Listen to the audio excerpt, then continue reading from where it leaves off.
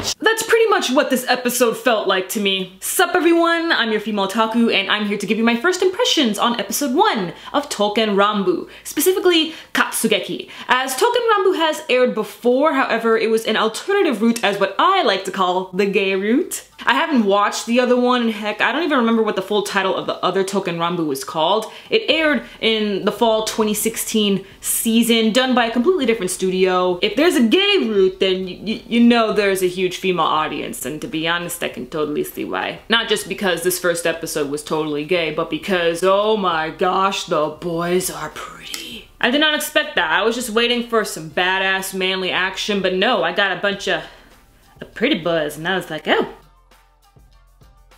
Huh? Alright, enough fangirling, as I know a majority of you guys watching this video are men between the age of 25 and 30. Not saying that's a bad thing. I'm just saying. We're thrown right into the middle of an action scene, and to be honest, we're not really given much information on the story and setting.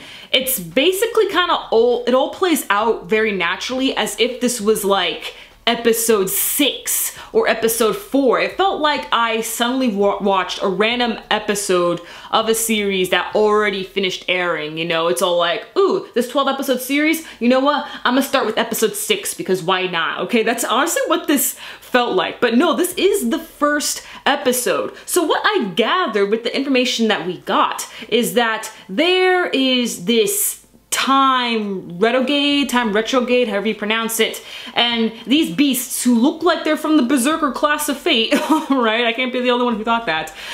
We have these guys who are trying to mess with history, and then we have other pretty boys from various time periods who go and stop these time retrogrades from, you know, messing with history. However, also in the process, they themselves cannot mess with history. So even though there was a fire and it was killing people, they can't go out of their way to save them because it could change history.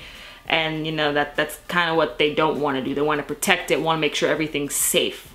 However, they did break the rules here and there just to save a child or two. It's very interesting how this thing happened in the first place. I'm not too positive if these guys who are here you know, protecting history, I'm not too sure if these guys are actually from different eras in history or if they were created by Saniwa or their master. Heck, I don't even know if they're from different time periods in history. Maybe they're from different dimensions. I'm still not too positive about that, as Saniwa does have the ability to summon other guys to help them out with the time retrogrades. I don't know why the time retrogrades want to mess with history in the first place, but hey, I don't know if the good guys even know why they're doing that. But we have our main characters, Kane and Kunihiro. Kane seems to be a samurai, while Kunihiro seems to be more of a knight, and he's a rookie. He got paired with Kane, and these two are kind of just, you know, team working with their good old gay dialogue. Oh boy, like honestly the first conversation, the very first conversation that they had in the beginning of this episode,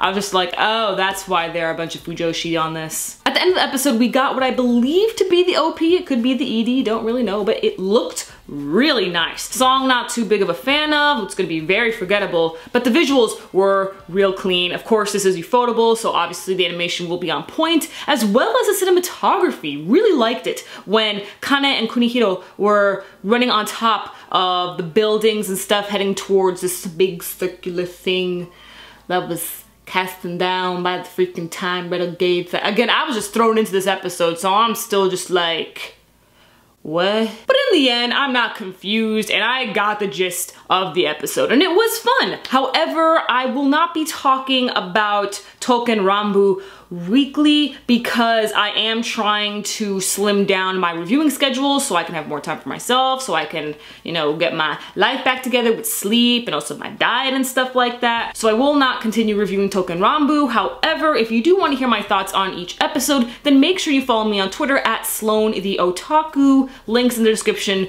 to my account. But if you don't follow me on Twitter, then you could always wait for when I do a ranking video like top 10 must watch summer 2017 anime, top 10 summer 2017 anime and stuff, so that you can hear my quick thoughts on the series if it even makes it into the list. It's a gamble, but those are your options. So let me know your thoughts on this episode. Will you continue watching it? Are you going to wait until all of the episodes come out so you can binge watch it? Are you going to give it a 3-episode test? Let me know.